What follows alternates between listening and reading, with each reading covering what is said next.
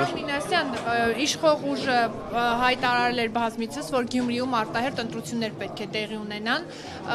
եւ դուք էլ նախկինում եղել եք ՔՊ-ի ներկայացուցիչը, հիմա դուք վայր դրեցիք ավականու մանդատը եւ խորհրդարան եք գործուղվել։ Նախ ինչու մտածում եք, որ ընտրություններ տեղի ունենան, դուք այս անգամ չեք կարողանա բավարար չափով ՔՊ-ին ձայն բերել, որ գործուղվեցիք խորհրդարան։ Նախ խորհրդարան չեն գործուղվում։ Ազգային ժողովի ընտրությունների արդյունքում ընտրվել են որպես ազգային ժողովի պատգամավոր քաղաքացիական պայմանագիր կուսակցության համամասնական ցուցակով։ Երկրորդ հայտարարվել է, որ Գյումրիում արտահերթ ընտրությունների կարիք կա, միանշանակ կա։ Ես երեկ էլ ձեր գործընկերներին հորդորեցի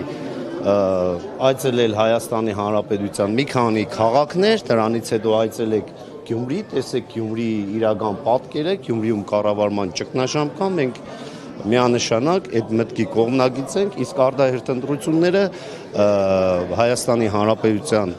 ընտրական օրենսգրքով եւ սահմանադրությամբ ամրագրված են, ինչպես են իրականացվում։ Դա չես կարող հայտարարել ու հենց հաջորդ օրը նշանակել ընտրություններ։ Բայց որ դուք նախորդ ընտրությունների ժամանակ ՔՊ-ի տեխնացուն եք, ուզում եմ հասկանալ հիմա օրինակ ինչը փոխվեց, դուք Գյումրիի մասին եք խոսում, Գյումրին հիմա էլ եք ասում, որ ճգնաժամ կա այնտեղ, ինչի թողեցիք եւ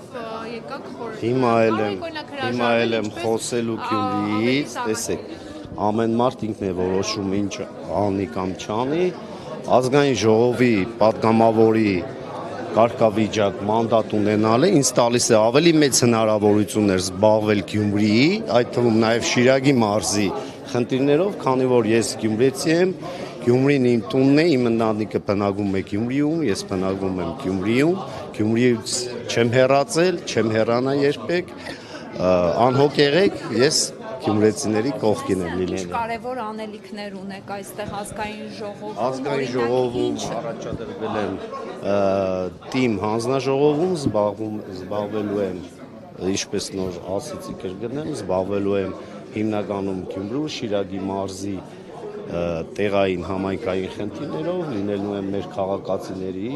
պահանջների խնդիրներ բարձրացնելու, այդ ամեն ինչը մեր կառավարության անդամներին փոխանցելու, իմ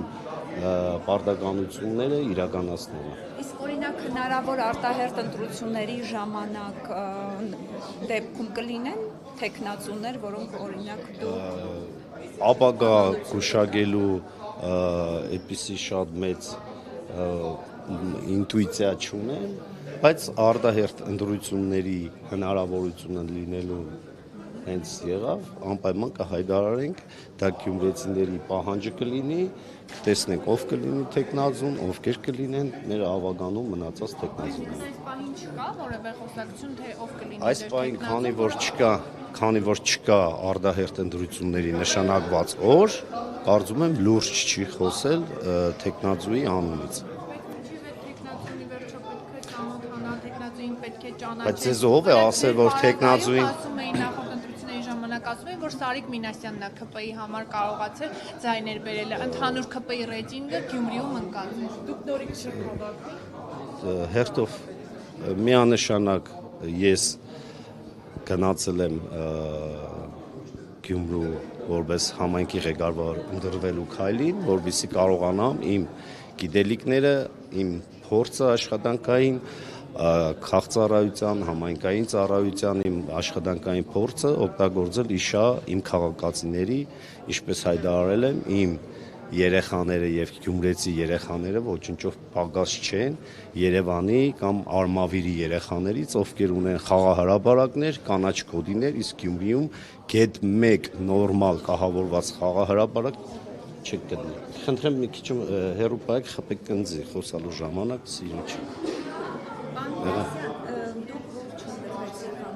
Դրանից հետո որոշակի հիասթափություն ապրեցիք, արդյոք դա է պատճառը, որ վերցրեցիք պատգամավորական մանդատ։ Ոչ, ես դրանից հետո շարունակել եմ լինել Գյումրու ավականի խմբակցության ղեկավար, հիասթափություն չեմ ունեցել, ես բավականին քաղաքական անցած ճանապարհ ունեմ, այդ մի այսպես ասած անհաջողությունը չէր կարող ինձ հիասթափեցնել եւ հետո Գյումրիում ես եւ մեր քաղաքական ուժը տարել ենք ամենաշատ ձայները։ մեզնից հետո տարած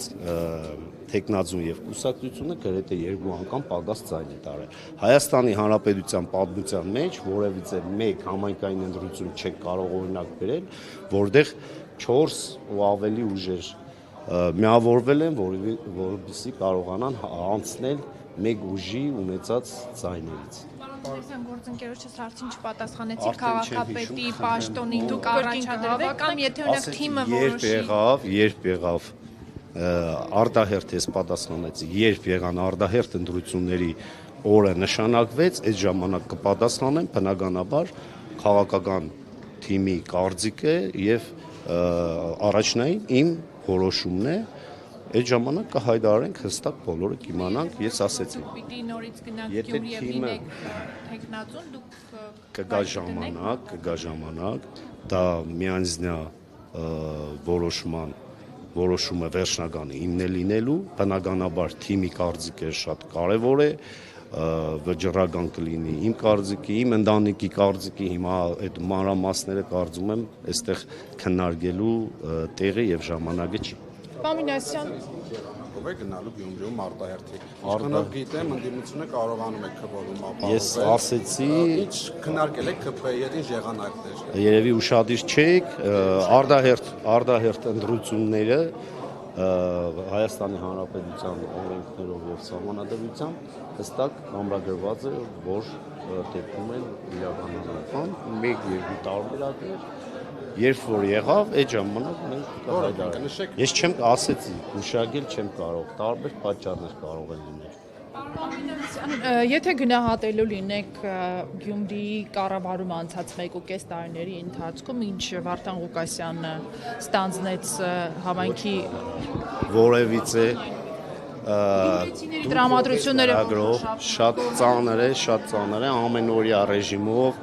գյումրեցիներից ստանում եմ նամակներ, այս 1.5 տարվա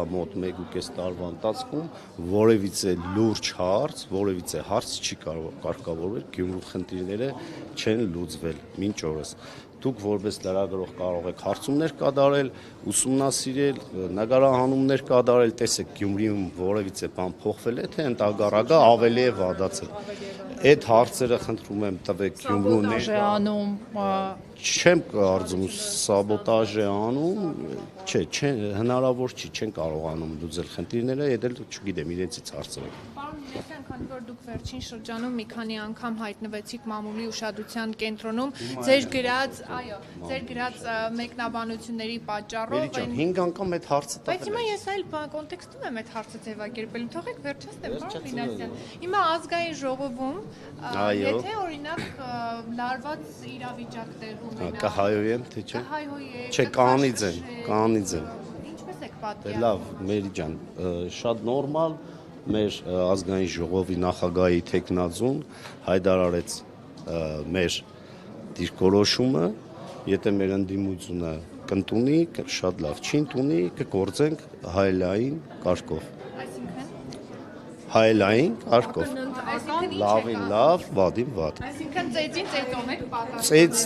չեմ կարծում, որ այստեղ որևիցե մեկը կա, որ կարողանա ինձ ծեծել, հələ մարդ չի եղել։ Չի ծեծել։ Շատ բան եմ տեսել մեր ազգային ժողովի նախագահան, երևի արդեն, չգիտեմ, վերջացավ ընտրությունը թե չէ, Ռուբենյանը, պարոն, իր ելույթում հայտարարեց շարժվելու ենք այդ տրամաբանությամբ։ Այսինքն Ալեն Սիմոնյանը Տեսր իրավիճակը, որ օրինակ հայ։ Տեսեք, իսկ հնարավոր է այստեղից դուրս գալուց ավտովտար լինի։ Իսկ հնարավոր է։ Այդ սահմանը ասել, Չեմ կարող ասել, ժողովուրդ չեն, ես սոկուշակ չեմ։ Այսինքն դեմ չէ, որ ինչ-որ պահի կարող եք հայոյել։ Հասա չեն բացառում։ Ում հայոյեմ։ Ձեր ընդդիմախոսների։ Ընդդիմախոսին, երբ որ ընդդիմախոսը հարգալից Դեպա զարգացի բանավեճի մեջ է։ Եվ դուք ասում եք հայոյել։ Հիմա կարող է այդտեղ չհայոյեմ, հանեմ դուսը հայոյեմ։ Հիմա չեմ կարող ասել ինչ իրավիճակ կլինի։ Դա պատգամավորին հարի վարքագիծ է։ Եվս իշխանության։ Ժողովուրդ ջան, ասեցինք, մենք հայտարարել ենք ինչպիսի վերաբերմունք ենք ցույց տալու, ես երկու օրը ցույց տվեց ինչպիսի հարգալից, այսինքն անձերին որևիցե մեկի անձնական վիրավորանքներ չկան, կա քաղաքական բանավեճեր, սուր հարցադրումներ, բայց որևիցե անձնական վիրավորանք, կարմիր գծերը որևիցե մեկից չենք անցնելու։ Վերջ, այդքանով բավարարվեք։ Այսինքն օրինակ Ալեն Սիմոնյանը լավ չէր կառավարում Այսինքն շատ լավ կառավարում էր, Ռուբեն Ռուբինյանը ասեց ինչպես է։ Ալեն Սիմոնյանը շատ լավ էր կառավարում, մինչ Ալեն Սիմոնյանը եղել են էլի լավ կառավարողներ, բայց Ալեն Սիմոնյանը եղել է բոլորից լավը, հուսանք Ռուբեն Ռուբինյանն էլ համոզված եմ կլինի Ալեն Սիմոնյանից լավը, ու այդպես շարունակ, որովհետև դա բխում է մեր բոլորի, նաև ձեր շահերից, մեր երկրի ինքնիշխանությունից, մեր ժողովրդի սպասումներից։ Շնորհակալություն։